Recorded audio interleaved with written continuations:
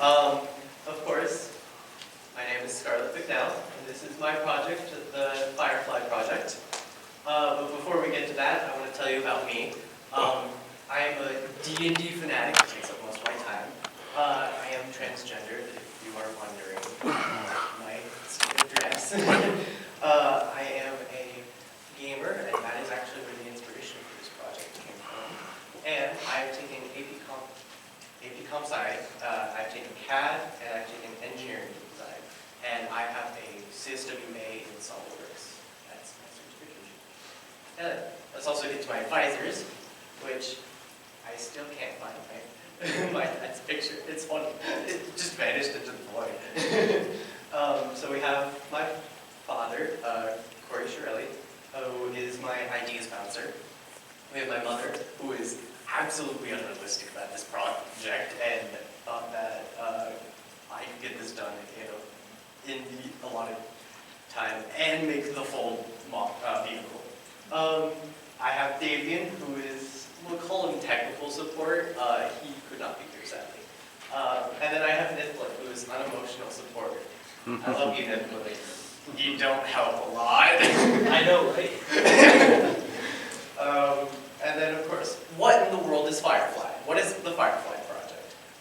The Firefly project is a vehicle from a game called Last Oasis, gamer. And it is a wind-based walker using this lovely walking mechanism here. And of course, my project objectives. I wanted to finish a long project at Bicknell. I wanted to learn more about SolidWorks, obtain a more specialized insight into mechanical engineering. I wanted to learn if this concept is feasible.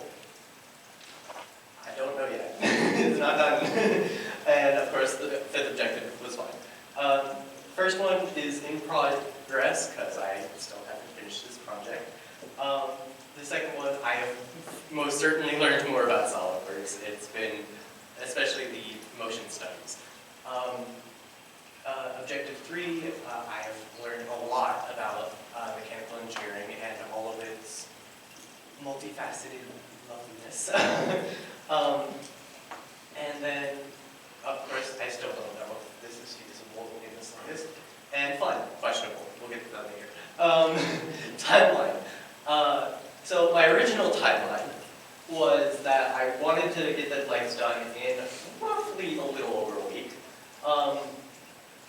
Phase 2 was the frame, which would take roughly a week again. And then phase 3 was going to be the sail to one-way rotation mechanism, which would take half a month. The fourth one, which I knew was going to be the hardest, and it has ended up being the hardest, was going to take roughly 2 months. The final assembly was hopefully going to take roughly 3 weeks. And then the basics was going to be the build. I was planning on making a smaller model. Did not actually end up happening.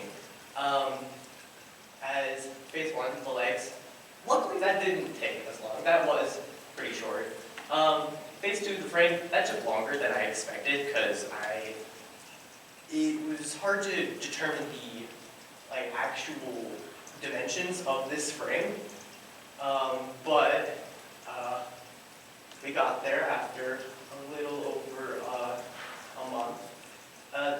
Phase 3, the sail to one-way rotation, it took me about 2 months, which had some complications, but we'll talk about that later. And then the Eternals took around 2 months and isn't done, so we're kind of still in that phase. So to be determined, technically. Research. A lot of research has gone into this project, which I kind of did my research alongside each component of the build. I didn't want to fully focus on research all at once and then go into the build and be like, wait, what was this thing that I researched at the first week of research, and then now I have to go back and redo it again? No, I didn't want to do that. That's not my thing. So the first, but this is the research that I do have done, and this I have the research that I was currently doing before our presentation came up, and then the research I have not started because I have not finished this. The Theo-Janssen mechanism, which is the leg mechanism. It's basically a stable walking mechanism. Actually, do I have it right here. So yeah, it has a flat locking cycle from a single point of rotation, and it was the exact mechanism here, because I had to learn what this mechanism is, because it looked like a legit mechanism, not just video game with a lot of jig. And would that play if how do I get that to play? I have no idea. That is a video of my, of a model version going, but I don't know how to get that to play, so, can I? Yeah. There you go. Yeah. Hey, that works. Yeah, we've got a real quick small scale model of it here, which is just basically a replication of this thing put into SolidWorks. And this idea was actually from the man who is named after, Theo Janssen, who's been working on these since the 1980s, which is a long time. So I know it's a well-proven concept. The frame, as I said, it took longer than expected. I had to figure out how the dimensions of this so the way I did it was, I did it based on the dimensions of the player character compared to myself. I literally sat down in a chair, took a measurement of myself, and then measured the pixels of the character versus the pixels of the entire vehicle. Turns out the entire vehicle is 23 feet long, so that threw the full-scale model out the window. And then, of course, I have a few more pictures of it that I used as reference to try and make this frame. And then the two-to-one rotation mechanism. I had a few options on this. I went with this one because it ended. This one took too long. It was just when you rotated it, it took a delay. Like you're rotating this way, that rotates that way, then that rotates, of course, that way. But then when you want it to go the other way, this would have to translate all the way over. And that was a problem because if it was going to be anything like the actual vehicle, then it would have to be a quick motion. Like the steering doesn't have a delay behind it. So I found this, which was 3 bevel gears and an axle. And actually the bevel gears are not connected to the axle, but these ratchets are. And the ratchets are what let it basically rotate. If it was rotating this way, then the ratchet would just clink, clink, clink, clink, clink. And then there's also a ratchet on this side that would pull this axle along. However, if it was going the other way, it would just push that, and this one would ratchet around, basically. And I ended up going with this one. And I would love to show you a model of this in SolidWorks. However, the both times that I tried to model this, it worked once. And then the file's corrupted both times. So we're gonna get back to that later. The differential mechanism, I do have a model up for you, is here. And this was one of the things I had to learn because I don't know car mechanics like car or like generally like any of these mechanical systems very well. I had to learn about these. And I learned that this was actually a great way to get basically a one axle to go to both sides of the vehicle and basically be able to power just off one axle while splitting the power evenly. So I was able to model that. And then undulating fin, or my wind capture system, it was based off this. I took a good long look at this and was like, that seems familiar, I have no idea. And eventually, after about 3 days of trying to find something similar to this mechanism, I found undulating fins, which is the exact mechanism that this is. Just these ones are used for underwater application and in a different way. They are motorized to basically float through the water, and they're used as a propulsion mechanism. There's a creature that uses it as its actual, I believe it's sea cucumbers who use it as their actual method of transportation. But it's great because it allows you to either push along a fluid, or in my case, I was capturing the wind using this so that I could use that rotation into the to the one-way rotation mechanism into the axles and then the differentials to the Thiebaud-Janssen mechanism. And I have a model of it here that is incomplete, but it's close. I just need to bend these basically, so that it's got these angles between them. It's just straight right now, but it's basically there. Stereo. I don't have a real reference for this. This one was kind of just something that I came up with. So basically you have the steering bars right here and you push it like forward and it uses this 4-bar linkage. It pushes this bar back, which pushes this forward. So that means that this gear can lock into the axle, and then that would mean it also acts as a clutch because if it's a neutral, it just doesn't provide power to the Thiebaud-Janssen mechanism from the axles. But then on this side, I would have basically this, but then have another gear on it so that it flips the rotation. I couldn't make a gear like that quite yet. I don't have that expertise quite yet. So that is another part of research, and that was ongoing. Oh, that's my bibliography. Questions? Any questions? Sure.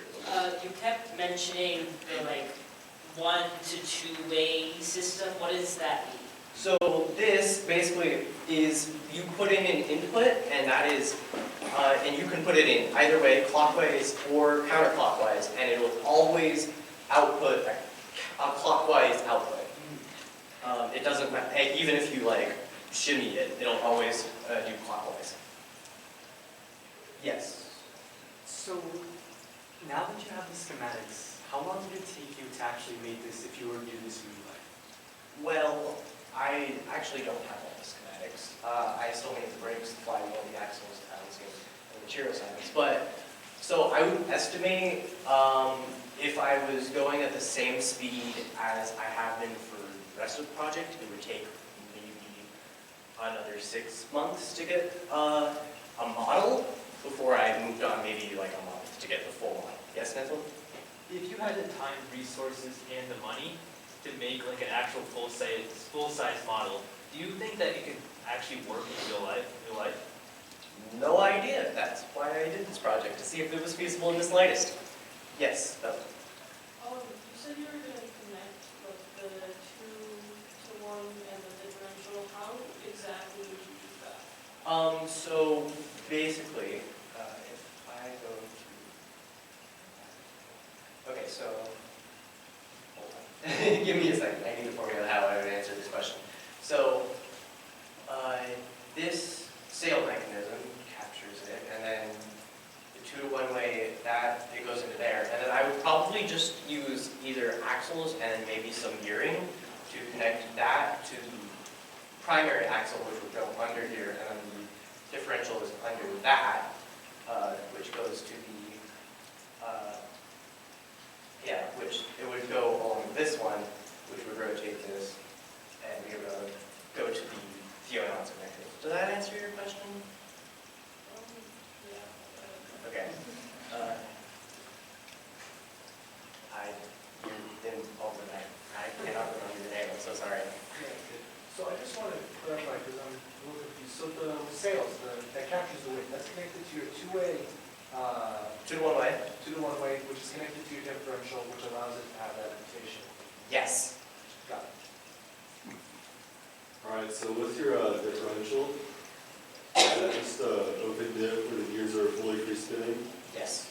It's Have you looked into other types of differentials? Because they get more complex. I looked into it for about 20 seconds before just doing this one because I was like, I don't know enough about that yet to go into that further. Yes. So you talked about looking into the Thiebaud-Janssen mechanism, but did you look into the strand beasts that he's created? Because they sound... Yes, I looked into the strand beast. They are what inspired, I believe, at least what I believe, they're what inspired the developers of Last Oasis to create this. I of course don't know that because I don't have the developers on hand, but I Yeah, the Strong Beast, I did take, like, I looked into the Strong Beast website. I had the measure records. So, yeah, I have them right here. My first thing. But yes, I looked at them. Yes. If you were to build a full-scale model of this, would it need wind to move, or can it move without wind? So, yes, if I do it as all of this is done. However, I was looking into there was basically, and this was also based on Theo Jansson's Strong Beast, basically storing pressurized air into he used water bottles, and then using that as basically a pneumatic engine to be able to store the wind when it is going, and then when it's not, use the pneumatic engine basically. That was an idea I had that I didn't fully implement, and I haven't looked too much into, but it was an idea. So with this, no. Do I implement that? Yes. Yes.